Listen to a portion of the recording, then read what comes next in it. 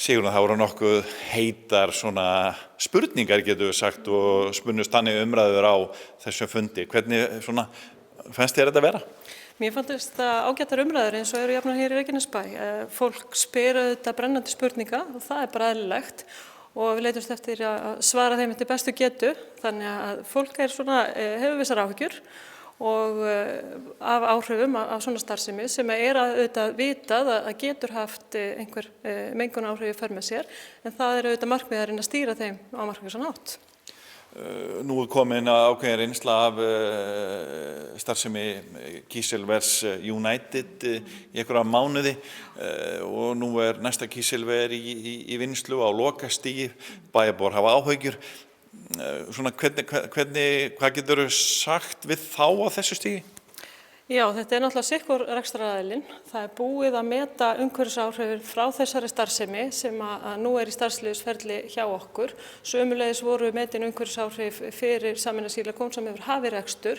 Við teljum að þær forsendur séu í meginatriðum óbreyttar. Það hafa auðvitað verið byrjunarörðugleikar sem er miður og fyrirtæki verður auðvitað að bregðast við þeim athugasemdum sem við höfum gert á markvissan hátt, gera úrbætur og það er nú þannig á Íslandi í meginatriðum gengur rekstur á fyrirtækjum sem geta haft mengunaráhrif í för með sér, hann gengur í meginatriðum vel og það er hægt að lesa það bæði á vef Umhverfisstofnunar í okkar skýrslum þar sem við gerum líka grein fyrir frávikum hvernig þeir hafa þróast á milli ára og það eru svona ýmsir hvatar innibyggðir í kerfið, bæði hvað það varðar að þegar rekstur gengur vel þá er hægt að láta menn aðeins svona finna fyrir því aðeins öðruvísi aðhaldi og svona vissum viðurkenningum getum við sagt á vefnum, en það er líka markvisst brugðist við því þegar illa gengur og þá þarf að grípa til ákveðinna ráðstafana.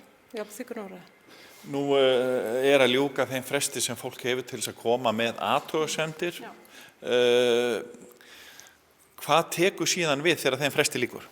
Þá tekur við að vinna úr athugasemdunum sem hafa komið fram og í kjölfarið gefa út starfsleyfið ef við teljum allar forsendur óbreyttar. Hvernig meturðu það núna? Er mjög líklegt að vera gefið út starfsleyfi?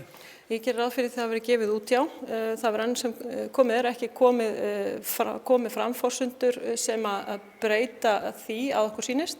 Þannig að við ljúkum yfirferðinni yfir athugasemdirnar á næstu dögum og tökum það ákvörðun í kjölfarið.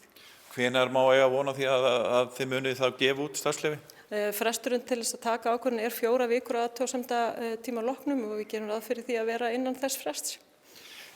Nú eins og hefur oft komið fram, fólk hefur miklar áhyggjur af mengun og annað, mikil umræða í kringum þetta. Hvað viltu segja við bæjarbúa? Voru þeir sofandi? Bæjarbúar, við tökum eftir því að þáttaka íbúa í ferlinu verður miklu meiri á seinni stigum heldur en á fyrri stigum. Það sést og það svona vekur svolítið athygli. Við erum einmitt að vinna verkefni hjá Umhverfisstofnun sem snýr svolítið að þessu, höfum áhuga að skoða þetta varðandi þátttöku íbúa. Þannig að í rauninni svona að þáttakan verði meiri á fyrri stigum, það væri æskilegt vegna þess að það er alltaf í rauninni langbest að taka ákvörðunina, að bregðast við á fyrstu stigum. Myndi það hafa áhrif? Það kom spurning á fundinum ef allir bæjarbúar Reykjanesbæjar myndu mótmæla því að veita starfsleyfi til handa Thorsil. Er það nóg? Það þyrfti að vera byggt á gögnum, þá rökstuðningi fyrir því hvers vegna ekki, vegna þess að það þarf alltaf að taka málefnalega afstöðu auðvitað og það þyrfti að koma fram forsendur sem gjörbreyta því sem að fyrir liggur. Þessi afstaða hefði þá þurft að koma fyrr ef hún er eingöngu þessi, ég vil ekki þessa starfsemi hérna. Það er sérst ekki nóg að segja bara við viljum hann ekki, það þarf að vera málefnalegra heldur en það? Og hún hefði þurft að koma fram á fyrri stigum, mínum mati. Þannig að þetta er í rauninni bara á seint í rassinn greipið eins og maður segir?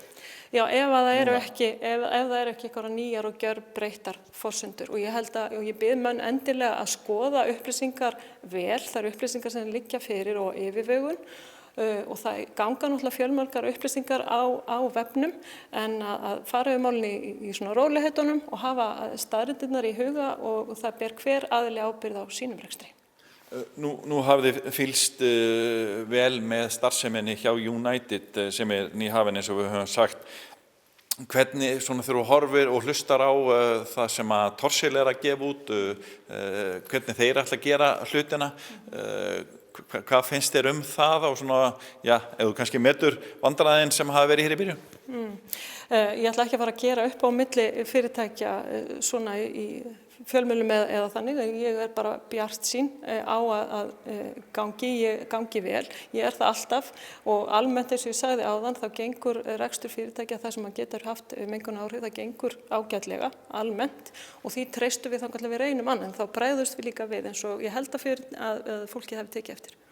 Þannig að fólk hefur núna, þegar þetta viðtali tekið nokkra daga ennþá til þess að koma athugasemdum á framfæri? Já, þangað til á mánudag. Þangað til á mánudaginn sem 9. Já, sem 9. janúar, já.